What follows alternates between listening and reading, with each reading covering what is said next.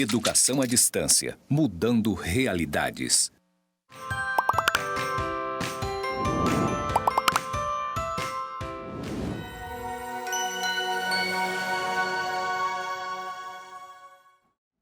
Saudações, pessoas! Sejam bem-vindos aos cursos do Instituto Federal de Educação, Ciência e Tecnologia de Rondônia, o IFRO, Campus Porto Velho, Zona Norte. Você está na Educação à Distância e eu, lindíssima, claro, sou a professora Anabela Barbosa. Juntinhos estamos na jornada de práticas colaborativas de estudos em grupo, na série uma série que tudo, Professores Inspiradores. Nesse episódio, a gente entrevista uma grande inspiração, especialmente na minha vida e para todo o Instituto Federal. Mas vou iniciar com a minha audiodescrição. Eu sou uma mulher parda, de cabelos pretos na altura do ombro, 42 anos, 1,64 m, de salto eu fico mais alta, inclusive com salto Anabela. Estou com uma blusa verde e uma calça estampada, sentada nos estúdios do Campus Porto Velho, Zona Norte, que ao fundo tem a plotagem em tons verde, cinza e branco. E o meu sinal para a comunidade Libras é Anabela. Então, nesse episódio tá tudo, gente. Eu convido vocês a dialogar comigo e com ele, o professor Sérgio Loss. O professor Sérgio Loss, ele é professor, ele é escritor, ele é poeta. Gente, olha, a lista é longa, tá? Doutor em Desenvolvimento Regional e Meio Ambiente, graduação e mestrado em Letras e especialização em Educação à Distância, habilitação em Tecnologias Educacionais e é professor do Instituto Federal de Rondônia, a nossa casa, da qual a gente fala aqui. E ele atua não só nessas áreas, mas ele atua nas áreas de pesquisa, pós-graduação, inovação, programas de extensão, está na coordenação e atuando há algum tempo já no projeto Cidades Inteligentes e é membro do grupo de pesquisa e filosofia e modernidade. Então, vocês já perceberam que a pessoa é tudo. Além disso, ele tem várias publicações, todas elas estão na descrição do nosso episódio, para depois você ficar, fazer igual Paulo Freire, curioso. Então, seja bem-vindo, professor Sérgio. É uma grande felicidade para mim receber você nesse projeto, nessa série de professores inspiradores. Muito obrigado pelo convite, é um prazer estar com você agora novamente. Foi minha aluna, agora minha colega de trabalho. Fico muito feliz de estar aqui. E vocês, sejam muito bem-vindos também a mais um episódio desse programa incrível chamado Professores Inspiradores, que faz você se apaixonar pela educação. Ai, que tudo! Eu sou um homem de estatura mediana, tenho cabelo grisalho, pele clara. Fui batizado aqui já pelos nossos alunos que são surdos, Nossas alunas que são surdas lá do curso técnico em administração, com essa marca aqui, um rock and roll que eu gosto também. E estou aqui com a camisa preta, uma calça jeans desbotada, tênis preto e um prazer estar aqui com vocês. Professor Sérgio está na minha vida já há uma jornada. Ele foi meu professor no ensino médio, e já naquela época já me inspirou a ser mais do que eu acreditava.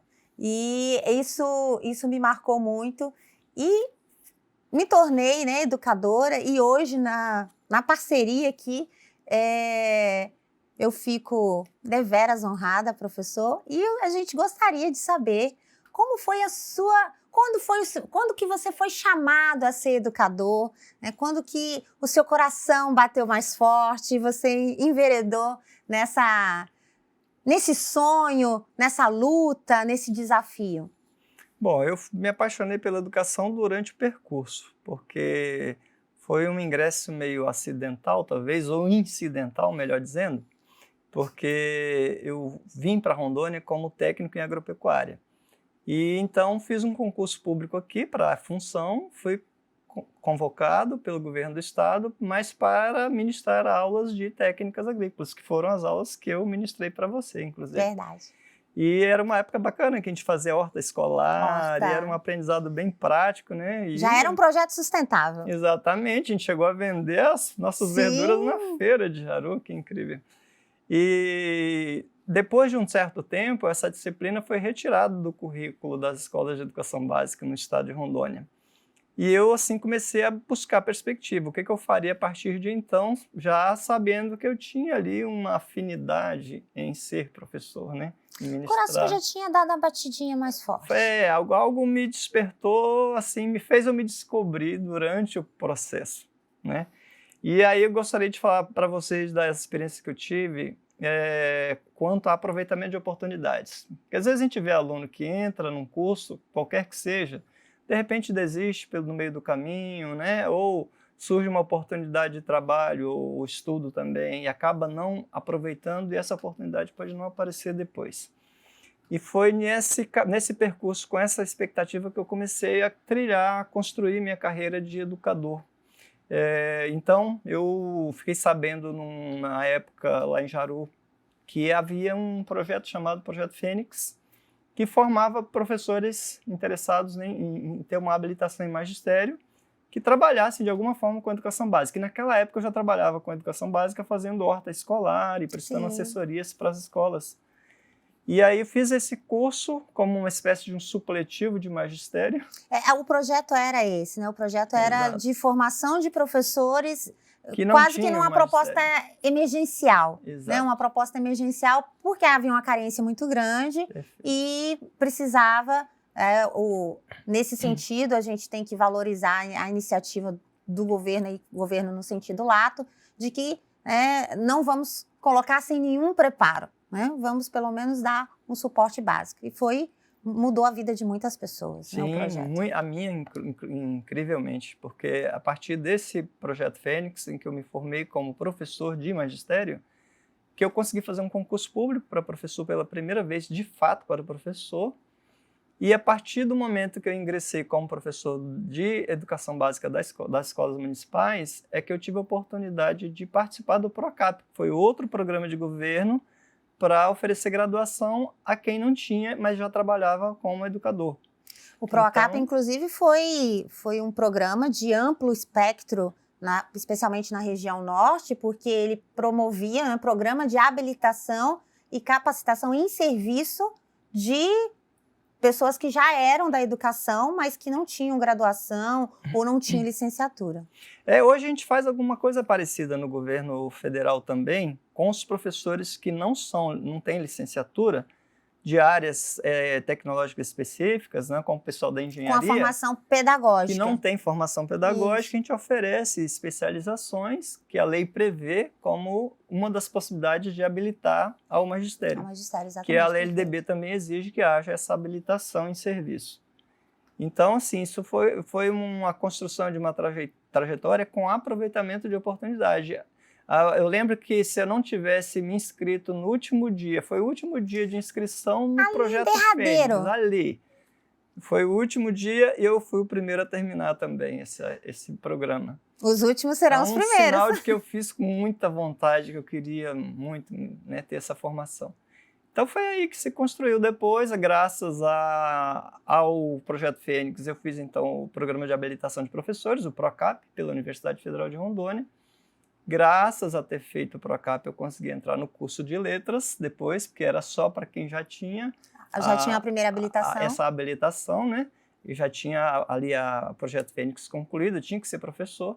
Então, graças a isso, eu entrei no programa PROCAP, e do programa, a partir da formação pelo PROCAP, eu consegui fazer o concurso público do governo do estado. Para letras. Isso. E aí, gente, outra coisa importante que eu gostaria de falar dessa trajetória é que a gente, na carreira de professor, a gente atravessa algumas dificuldades, mas podem ser superadas se nós buscarmos algumas alternativas que existem, né? E eu saí da carreira de professor durante um tempo porque havia muita, como há ainda hoje, mas assim, era um momento que tinha muito mais precariedade na educação ainda. E eu fiz um concurso para policial civil. Uma área totalmente divergente, né? Diversa, escrivão assim. de polícia civil. E aí comecei a fazer o curso, né, de formação, de ingresso, e durante o curso eu fiz aquela reflexão, uma reanálise, e vi que não, de fato eu tinha que voltar para a educação, que era o meu perfil. Acredito que tem muito muito coração, na verdade, né? Embora talvez seja uma visão romântica, mas é que quando a gente faz aquilo que a gente acredita, às vezes os outros caminhos acabam nos levando ao propósito do nosso coração. Para mim, a educação é apaixonante, é o caminho sem a qual a gente não tem... sem a qual a gente não avança, a gente não voa. Não é para falar de poesia aí, como você é poeta, então sem a qual a gente não voa. Eu acho que a educação permite a gente voar consciente, que é um voo muito mais bonito de se fazer, né? Voar consciente de que você pode abrir as asas, pode expandir. E aí tem muito disso, né, de abrir as asas na sua trajetória, né? Porque aí você se tornou professor e atuou em diferentes e diversas áreas. Quais foram todas essas histórias de atuação? Então, aproveitando para falar um pouquinho mais dessa trajetória lá do começo, quando eu voltei para a educação, eu cheguei numa escola ali de Jaru, Escola Capitão Silva de Farias, e era um meio de ano já, as pessoas todas em lotação, e então me colocaram na biblioteca para fazer uns programas de leitura com os alunos, que é uma coisa que eu amo, adoro. E vi uma caixinha empoeirada em cima de uma estante de livros e fui ver o que era. Era o projeto Viagem Nestlé pela Literatura. Já é um projeto, né? Então, isso em 2004, teve muita repercussão, inclusive. Em 2004, aquela era a 6ª edição, eu não conhecia, eu conhecia ali, né? E fiz um trabalho com os alunos. Eu chamei alguns colegas e falei, olha, me encaminha alguns alunos aí para a gente desenvolver esse projeto. Fizemos um trabalho e nós ganhamos o concurso Viagem Nestlé pela Literatura com um grupo de alunos, 20 alunos do ensino médio. Fomos premiados, multipremiados, né? Assim, tivemos valores financeiros e valores culturais que são imensuráveis até hoje. Então, o que fica também de bom na educação é isso, esses projetos que a gente consegue desenvolver. Então, é possível alargar o campo de atuação, não pensar a educação como sendo apenas aquela limitação de sala de aula, que já é muita coisa. Já é incrível, já é excepcional. Mas ainda dá para ir além, né? E às vezes as pessoas veem como um fardo a sala de aula, mas é um ponto de vista, é a maneira como você gerencia a sua própria carreira. Como você vê a sala de aula, professor Sérgio? É um ponto de encontro, de construção de conhecimento no dia a dia. Por isso que quando eu faço avaliação de alunos, por exemplo, eu falo para eles desde o começo das aulas, né? Às vezes tem um medo, um mito, né, da avaliação, quando que vai ser, como é que... Olha, a avaliação para mim eu cobro aquilo que eu ensino. Então, se o aluno chega comigo hoje no ponto 1 e chega ao ponto 2, é esse percurso que eu vou avaliar. Então, nesse percurso dá para fazer muita coisa. Então, é isso que engrandece o trabalho, passos. Aquilo que se consegue construir nesse percurso. Então, até hoje, eu tenho amigos, como você, minha amiga, desde a época que eu fui seu professor. Eu tenho outros amigos que eu encontro, né, quando viajo, e outros que eu nunca mais vi, mas que eu tenho certeza que estão bem, né, que seguiram um caminho. Aqueles que seguiram minhas orientações, eu tenho certeza que se deram melhor. E a gente tem exemplos, né, de ex-alunos que passam e agradecem por uma formação que receberam. Então isso acrescenta. Lógico que ninguém trabalha só por amor, né? Precisa também ter a valorização de carreira.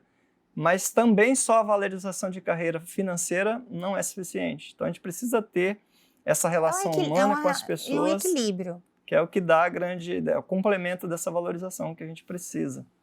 E aí, não sei se você quer perguntar outra coisa. Não, eu quero perguntar tudo, professor, completo. E aí, nessa trajetória, depois eu fiz o concurso do Instituto Federal de Rondônia e fiz um concurso do IBAMA. Eu passei nos dois. Falei, agora, para onde vou? Como eu vi que a carreira do Instituto Federal é muito bonita, né, tem uma valorização, né, é melhor do que outras carreiras que eu tive, prévias, né, de professor, aliás, as outras carreiras prévias. E eu consegui visualizar ali possibilidades. Então, eu entrei no IFRO com um projeto de desenvolvimento para mim também. Então, eu queria logo fazer mestrado, queria fazer um doutorado que alargasse meu campo de trabalho. Então, como eu fiz o mestrado em letras, eu pensei, vou fazer um doutorado em desenvolvimento regional, por exemplo, que eu vou alargar meu campo de atuação para poder desenvolver pesquisas em outras áreas, por exemplo, né? Desenvolver expandir diversas experiências. E foi a partir daí que eu comecei a desenvolver outros projetos. Mas antes disso, né, assim que eu entrei no IFRO, né, fiz aquela escolha entre IBAMA e IFRO, né, preferi o IFRO. No primeiro ano, já fui coordenador de Relação Empresa, Escola, Empresa e Comunidade. Eu fui coordenador de um curso de especialização em EJA, né, em ProEJA, na verdade, né, que era o programa de formação de professores para a educação de jovens né, que foi e adultos, né? E também fui o primeiro coordenador do NAP, lá no campus de Paraná, onde eu trabalhava. E no segundo ano de IFRO eu já me tornei diretor de ensino. Então eu, assim, tive um prazer, né, é muito gratificante para mim ter ajudado a construir os modelos de projetos pedagógicos de curso que a gente tem até hoje, seguem padrão de texto que nós criamos na época. Algumas regulamentações, como o regulamento da organização acadêmica. São inspiradores até hoje, Até né? hoje. São inspiradores até hoje e continuam sendo referência tanto de estrutura quanto de escrita mesmo, né? De mérito, inclusive. Não só de estrutura, de fluxos, vários processos, vários documentos produzidos pelo professor Sérgio institucionalizaram-se, tornou-se documentos basilares e que são utilizados na constância do nosso trabalho aqui enquanto professores, enquanto técnicos, enquanto servidores da educação.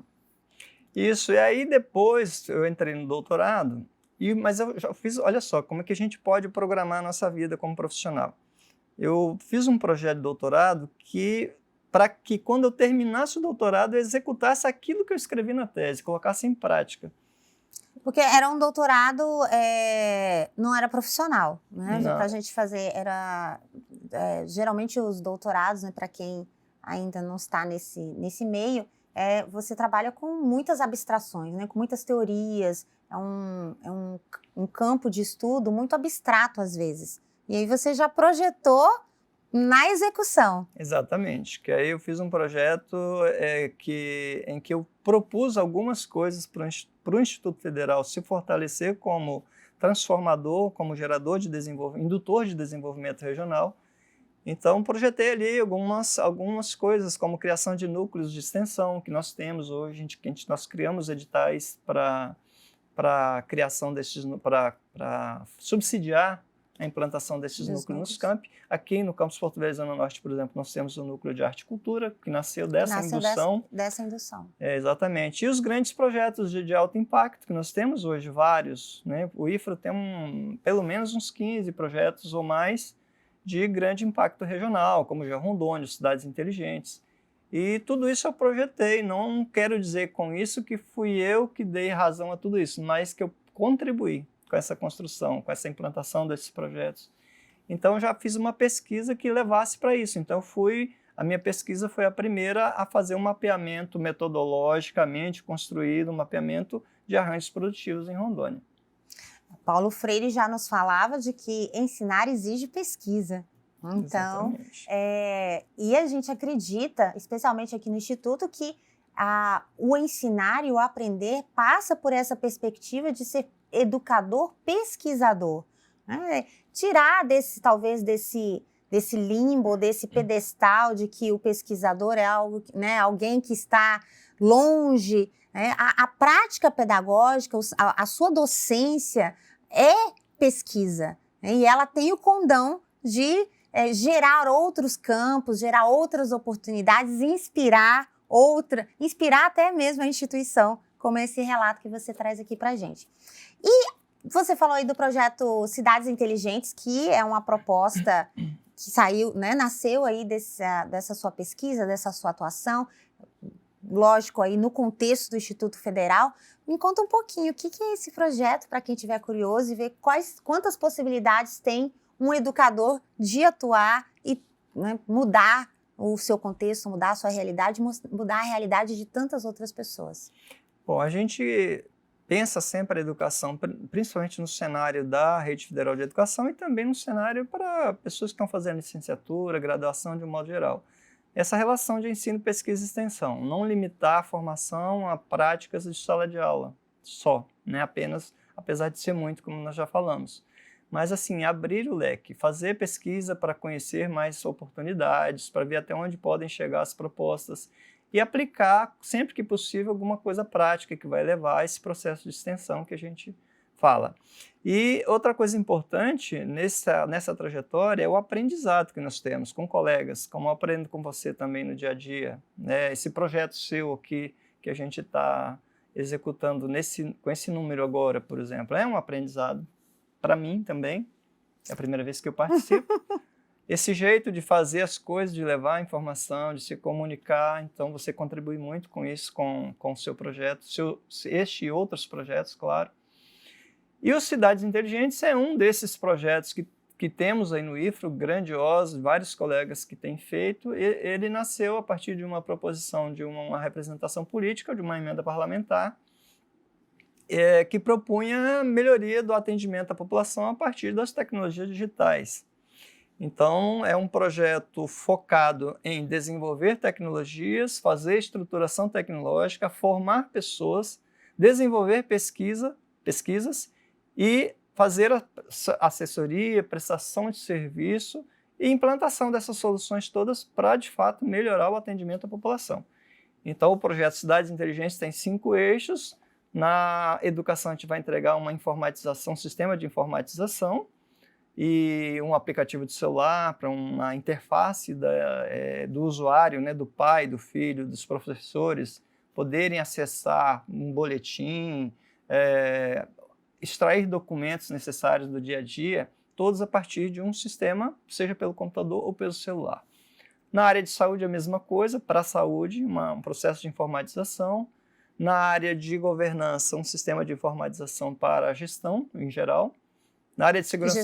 Gestão pública, gestão em geral, né? Gestão desde o atendimento para tirar um alvará, para gerar fluxo processual, para produzir documento. Então, a gente está desenvolvendo soluções para isso, aplicando soluções, fazendo parcerias, inclusive, que é um ponto importante em Cidades Inteligentes, é conseguir estabelecer parcerias para agregar mais tecnologias, mais soluções que já existem, que possam ser replicadas, escaladas dentro dos municípios. Por consequência, mais acesso à informação, mais cidadania. Exatamente. A gente está promovendo pelas Cidades Inteligentes a inclusão social a partir da inclusão digital. E tem um outro eixo interessante também, que é o empreendedorismo e inovação, por meio do qual nós estamos construindo uma nova cultura, uma cultura de empreendedorismo e inovação de fato, em regiões em que nem se falava muito sobre isso. Por exemplo, em Ariquemes, onde nós estamos aplicando o projeto, nós já temos uma comunidade instalada a partir das práticas do projeto, que é a comunidade de Maria Valley. E a gente está implantando lá um centro de empreendedorismo e inovação que vai ter toda uma estruturação para o microempreendedor, para a comunidade de professores, alunos, todo o suporte, quem quiser um arcabouço ali de suporte e acompanhamento. Equipamentos, acompanhamento, mentoria, tutoria. Então, a gente vai ter lá laboratório de informática para curso de curta duração, cortador a laser para fazer prototipação daquilo que se criar de inovação. Olha só. Bem numa proposta de design... Impressora 3D, todo um design que seja necessário. Design thinking, né? Toda essa proposta. Laboratório de produção audiovisual, para que quando um microempreendedor quiser fazer um número como esse que nós estamos fazendo aqui, ele tenha um espaço também para gerar produto de divulgação, né, sem custo ou um custo mínimo só de manutenção mesmo. E além dos espaços de integração, auditório e espaço de coworking, também outra coisa importante é desenvolver planos de trabalho para fazer esse centro se tornar sempre ativo e mobilizar as pessoas para encontros, né, para compartilhamento de experiências. Toda hora me remete a Paulo Freire, que eu lembro Pedagogia da Autonomia, que ele fala também, né, que ensinar exige rigorosidade metódica, e que eu vejo muito na sua prática, que me inspira, que esse rigor metódico do qual a gente não deve se afastar, né, porque ele garante, de algum modo, não só a cientificidade do processo, mas também a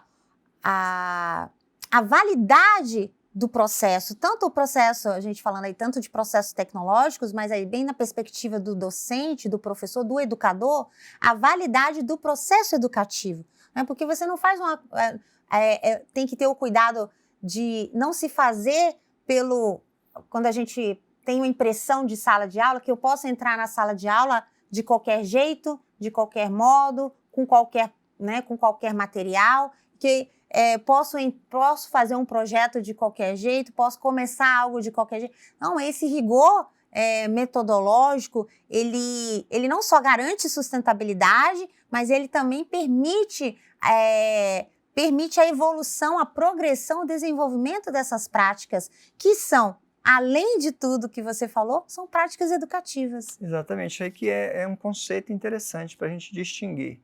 Não se pode confundir espontaneidade com espontaneísmo. Então, assim, Perfeito. A gente pode ser espontâneo, mas não espontaneísta. Ou seja, a gente precisa ter flexibilidade de trabalho, se ajustar à necessidade da turma. Eu, por exemplo, quando eu trabalho correção de texto, eu gosto de pegar a redação do aluno para falar Produzimos, já resgata. Exatamente. Isso é ser espontâneo, ser flexível, mas também tem que ter um propósito, um projeto, um planejamento. Então, eu sempre falo que quem não tem projeto tem vontades. Né? É o projeto que materializa a ideia. Que você quer fazer. Senão ela continua só no plano das ideias. E a gente corre o risco de passar por muito que a gente vê no serviço público, principalmente, muitas ações baseadas só no espontaneísmo, ou seja, só no que é impressionista ou numa percepção muito superficial das coisas, e a gente precisa se fundamentar. E aí que entra a necessidade de fazer pesquisa, estudo, né, para poder fundamentar aquilo que você vai fazer, o projeto, o plano de trabalho, ou qualquer coisa nesse sentido. Fazendo essas reflexões, eu volto às emoções, né? Volto às emoções no sentido de que muitas vontades... A vontade é emoção. Eu estou encantada eu estou curiosa por... estamos intencionados a... E aí, vou tratar um pouquinho do seu lado poeta, né? Porque o seu lado poeta também me inspira várias pessoas. A última publicação do professor Sérgio Loz é esse título que vocês encontram aí na descrição do nosso episódio, tem o link. Eu, Você, Todo Mundo e Ninguém, uma poética da diversidade. Vários poemas aqui me inspiram.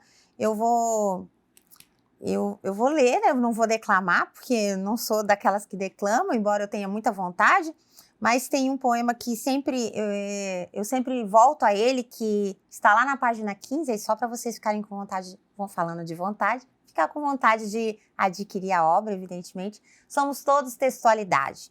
Dizemos por dentro e por fora das intenções, com o corpo e a voz, com o silêncio, com a fala, com a escrita à mão, na mão, disseminando gestos, olhares e feições. E você dissemina isso, Sérgio. Eu tenho uma certeza no meu coração de que a sua prática, muito do educador está mais nessa aproximação entre o meu discurso e a minha prática do que naquilo que a gente... está mais naquilo que a gente faz, naquilo que a gente exala enquanto ser, do que naquilo que, de fato, às vezes a gente só diz. E a sua prática, ela exala tudo isso que a gente comentou aqui, e eu fico maravilhada, eu fico encantada, pessoa, por você, por toda a sua história, por toda a sua trajetória, por tudo que você já fez, por todas as possibilidades que a gente vislumbra, né, nas práticas que você ainda realiza, que a gente torce aí que vai realizar durante muito tempo e vão vir outras ideias. Então, como que essa sua trajetória de poeta, como que a educação também te levou à poesia, ou como a poesia te levou à educação? Como é que é essa relação? Curioso, eu acho que eu aprendi a fazer literatura depois de já ter publicado alguns livros. Porque eu não sequer tinha graduação quando eu publiquei meus primeiros livros. Então eu já entrei na faculdade de graduação com 2 ou 3 livros publicados de poesia. E a poesia nasceu de maneira meio que ao acaso, em que algumas pessoas às vezes me pediam uma mensagem para colocar num cartão de Natal, ou para colocar numa propaganda de uma loja, um textinho que tivesse um apelo mais bonito, um texto mais bonito, mais bem elaborado. E até tem uma história curiosa de um colega que eu tinha em Jaru, que estava apaixonado por uma garota e não sabia como dizer para ela de maneira que valesse a pena. Então ele me desafiou a escrever para ele uma carta que ele queria entregar para ela. Realmente, Então, assim, eu fui a mão do coração dele. literalmente cérebro, a mão aqui, olha, a do escrita à coração. mão na mão. E aí nasceu esse texto que, segundo ele, deixou a pessoa encantada. E eu, assim, fui tentando melhorar com o tempo. Eu, assim, tenho muito que crescer e aprender ainda. Eu gostaria de ser uma mistura de Carlos Drummond de Andrade com Augusto dos Anjos. Eu tento ser isso. E que são dois Bem autores próximo. que Quem eu conhece adoro. a poesia do professor, se você não conhece, aproveita. Né? Quem conhece a poesia do professor realmente se aproxima bastante da ideia de Augusto dos Anjos, muito nesse viés aí. Eu gosto dessa pegada mais intensiva do Augusto dos Anjos e da sutileza do Drummond em alguns aspectos, né? Sem perder a criticidade, que também Drummond e sem perder sua marca, perde. que é... Exatamente. Então nasceu por aí, assim, comecei a participar de alguns projetos, alguns movimentos. Então, no Jaru, o primeiro concurso que teve para produção e declamação de poemas, eu participei, fiquei em primeiro lugar. Falei, então deve ter algum potencial aí. Por que não escrever mais? Há potencial, vamos investir. Isso, aí resolvi investir mais, comecei a escrever de maneira mais intensiva. Depois eu participei desse concurso da Nestlé, ganhamos pela região norte em 2004, com alunos do ensino médio. É um projeto em que a gente fazia diversas práticas de leitura, um projeto lindo. A gente recebia um kit de livros e fazia o estudo daqueles autores durante um período e depois escrevia um texto. O material chegava na escola para você realizar o projeto e aí depois, no final, você tinha que enviar as produções. Um produto, né? Produto da equipe, um produto do grupo que resultou daquele aprendizado, representando bem o conceito daquela edição. Então, ler faz bem era basicamente o conceito, né? Como leitura como uma viagem. Já que o programa é Viagem Nestlé pela literatura. E a gente ganhou o concurso, então, com a primeira crônica que nós elaboramos. Foi uma crônica. Não foi um poema? Foi uma crônica. Uma crônica. Exatamente. Depois teve uma edição em 2007 com alunos do ensino fundamental. Olha que incrível, gente. Alunos do ensino fundamental de uma escola municipal da zona rural de difícil acesso. Nós fizemos um projeto em que nós fizemos todo esse estudo, né, de material que chegou, fizemos cartazes de incentivo à cultura e tal, de divulgação desses autores que nós estudamos na escola e espalhamos ali pela escolinha, né, pela região. E ainda implantamos um pomar mesmo, na área da escola, porque era uma região da zona rural que não tinha uma árvore. Olha, que transformação, pois então, nós fizemos, olha só, um projeto dentro do outro. Criamos um projeto de um pomar ornamental. Aí plantamos coqueiros, laranjeiras e diversas frutas de maneira harmônica para dar diversidade e, ao mesmo tempo, ficar harmonizado, para deixar o ambiente da escola mais bonito. Resultado, nós ganhamos o concurso de novo, dessa vez com os alunos do ensino fundamental. Da zona rural. Da zona rural. Para vocês verem que é possível fazer com qualquer público, é possível gerar transformação, né? E aí eu participei do concurso do Estado também, pelo sindicato dos professores, aí fui classificado em segundo. O livro é resultado de um edital, né, de um programa de seleção, né, do qual ele foi selecionado como obra, né, que ganhou o custeio da publicação. E... Bom, existem outras publicações, tá, gente? Essa daqui é só a mais recente. Eu sou suspeita, eu sou apaixonada pela obra. Bom, a gente poderia, professor, eu poderia ficar aqui com você ad eterno, né? Conversando e contando essas histórias no intuito de conversar com você que está nos assistindo, de que a carreira de educador ela é mais do que as pessoas ou o senso comum costuma propagar. Ela é o espaço de transformação, ela é mais do que a dia de aluno-professor, ela é uma multiplicidade, um contexto plural de transformação, de voos, de asas, de construção. E tudo isso a gente conheceu aqui um pouquinho com a sua história. Que dica, assim, ou que fala, ou que recomendação você poderia passar para quem está nos assistindo, quem está nessa carreira, que está iniciando a carreira, que são alunos da área de educação, da área de pedagogia? Qual é o recadinho, assim, ou qual o poema final? Vou te desafiar, e já que você é a pessoa do desafio, né? Qual a mensagem? Tem um poema aí chamado Profissão Professor. Tem, lindo. Acha para mim, por favor, enquanto mas aí eu vou querer que você declama. Eu vou passar essa dica que eu declamo uma parte. Eu acho que tem que estabelecer um propósito. Então, se você pretende ficar na educação, estabeleça um propósito, um rumo, um planejamento, algo que você veja que é possível alcançar e trabalhe por isso. Então, a gente faz o curso de graduação, o que para muitos, às vezes, é muito dificultoso, porque tem que conciliar trabalho com estudo. Foi o que aconteceu comigo. Eu fiz uma graduação num período que eu não tive, durante 4 anos eu não tive férias, não tive feriado, porque era uma graduação que fazia em serviço e nesses períodos de férias e feriados. Então, mas assim, era algo que me encantava a cada dia, né? Eu desenvolvi, claro, aprimorei a minha escrita graças à educação também, fui aprendendo teorias culturais e da produção linguística.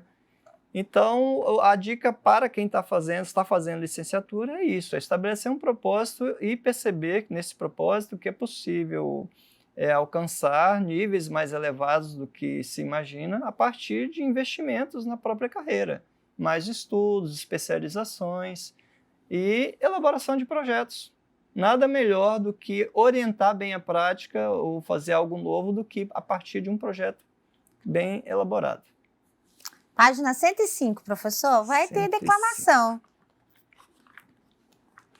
Eu geralmente não decoro meus poemas, porque o tempo de eu decorar o poema eu escrevo outro, então eu acabo não fazendo isso.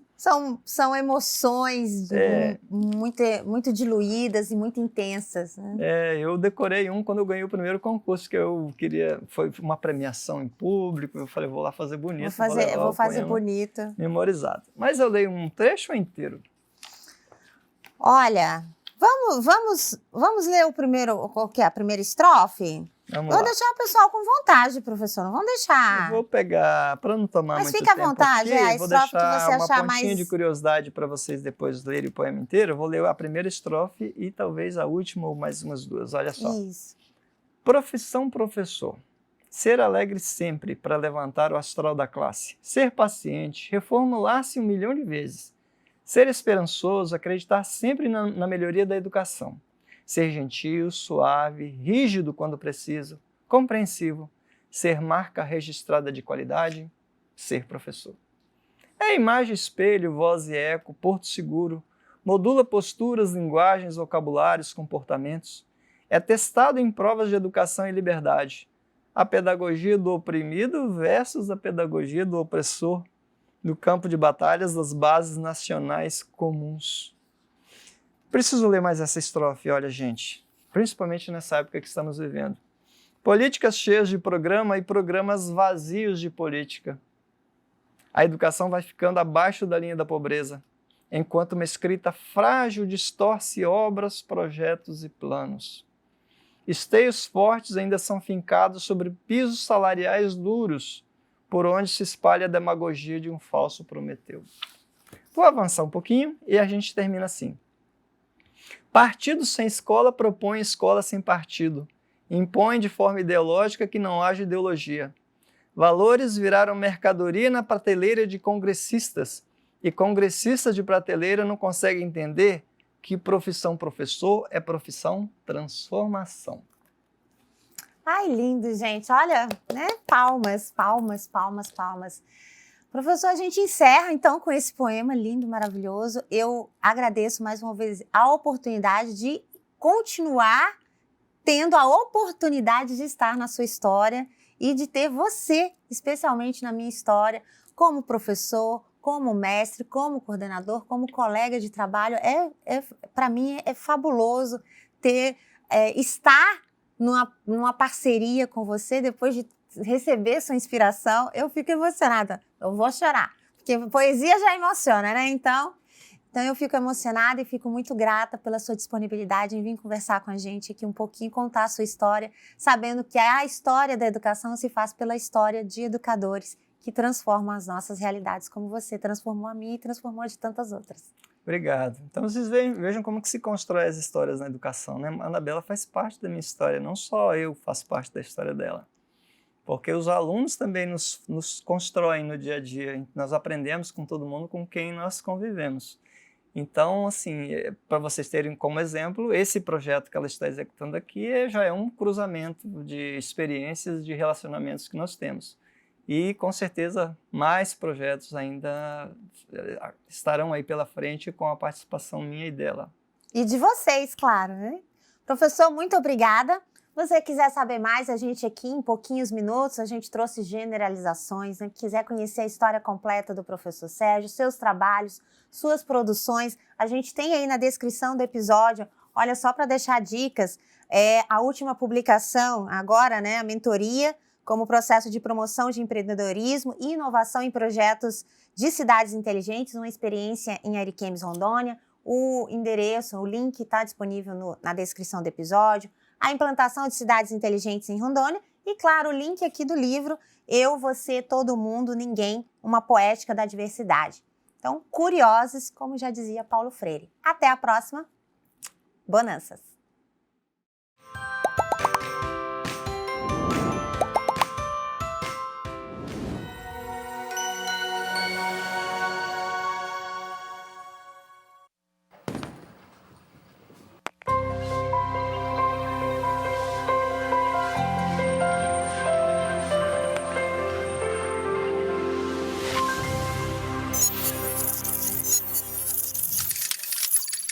Educação à distância, mudando realidades.